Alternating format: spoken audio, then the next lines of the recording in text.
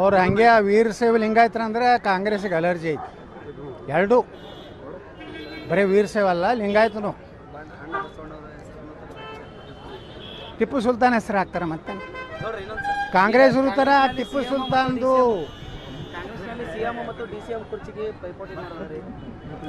ಅವ್ರ ಪಾರ್ಟಿ ಒಳಗಿನ ಜಗಳ ನಾವು ಏನು ಮಾಡೋದು.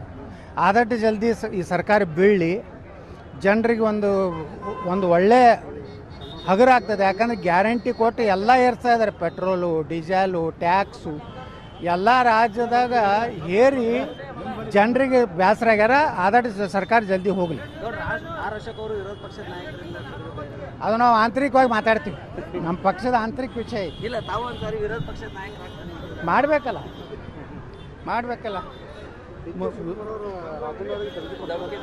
ಯಾರಿಗ್ರಿ? ಹೌದವ್ರು ಮೊದಲೇ ಏನದಾರ, ಕೋತ್ವಾಲ್ ರಾಮಚಂದ್ರ ಶಿಷ್ಯ ಅದಾರ. ಮತ್ತು ಅವ್ರನ್ನ ನೀವು ಬಸವಣ್ಣನ ಶಿಷ್ಯ ಆಗಂದ್ರೆ ಹೆಂಗೆ ಆಗ್ತಾರ? ನಮ್ದೇನು ನಾವೇನು ಪ್ರಯತ್ನ ಮಾಡಿಲ್ಲ. ಪಕ್ಷ ಏನು ಹೇಳ್ತದ ಅವ್ರಿಗೆ ಕೇಳ್ತೀವಿ. ಯಾರನ್ನಾರು ಮಾಡ್ರಿ ಮತ್ತೆ ಕುಂಡ್ರಲ್ಲ ಭಾಳ ತೆಗಿ. ಆಯ್ತು ಬ್ರೋ, ಥ್ಯಾಂಕ್ ಯು.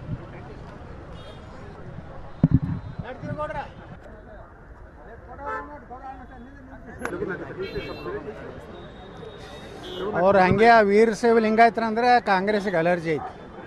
ಎರಡು ಬರೀ ವೀರಶೈವ ಅಲ್ಲ, ಲಿಂಗಾಯತನು.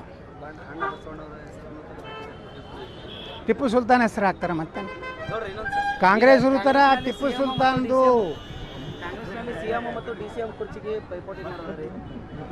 ಅವ್ರ ಪಾರ್ಟಿ ಒಳಗಿನ ಜಗಳ ನಾವು ಏನು ಮಾಡೋದು. ಆದಷ್ಟು ಜಲ್ದಿ ಈ ಸರ್ಕಾರ ಬೀಳಿ ಜನರಿಗೆ ಒಂದು ಒಳ್ಳೆ ಹಗುರಾಗ್ತದೆ. ಯಾಕಂದರೆ ಗ್ಯಾರಂಟಿ ಕೊಟ್ಟು ಎಲ್ಲ ಏರ್ಸ್ತಾ ಇದ್ದಾರೆ. ಪೆಟ್ರೋಲು, ಡೀಸೆಲು, ಟ್ಯಾಕ್ಸು ಎಲ್ಲ ರಾಜ್ಯದಾಗ ಹೇರಿ ಜನರಿಗೆ ಬೇಸರ ಆಗ್ಯಾರ. ಆದಷ್ಟು ಸರ್ಕಾರ ಜಲ್ದಿ ಹೋಗಲಿ. ಅದು ನಾವು ಆಂತರಿಕವಾಗಿ ಮಾತಾಡ್ತೀವಿ. ನಮ್ಮ ಪಕ್ಷದ ಆಂತರಿಕ ವಿಷಯ ಐತಿ. ಇಲ್ಲ, ತಾವು ಅಂತಾರೆ ವಿರೋಧ ಪಕ್ಷದ ನಾಯಕರು ಮಾಡಬೇಕಲ್ಲ. ಯಾರಿಗ್ರಿ? ಹೌದವ್ರು ಮೊದಲೇ ಏನದಾರ, ಕೋತ್ವಾಲ್ ರಾಮಚಂದ್ರ ಶಿಷ್ಯ ಅದಾರ. ಮತ್ತು ಅವ್ರನ್ನ ನೀವು ಬಸವಣ್ಣನ ಶಿಷ್ಯ ಆಗಂದ್ರೆ ಹೆಂಗೆ ಆಗ್ತಾರ? ನಮ್ದೇನು ನಾವೇನು ಪ್ರಯತ್ನ ಮಾಡಿಲ್ಲ. ಪಕ್ಷ ಏನು ಹೇಳ್ತದ ಅವ್ರಿಗೆ ಕೇಳ್ತೀವಿ. ಯಾರನ್ನಾರು ಮಾಡ್ರಿ ಮತ್ತೆ ಕುಂಡ್ರಲ್ಲ ಭಾಳ ತೆಗಿ.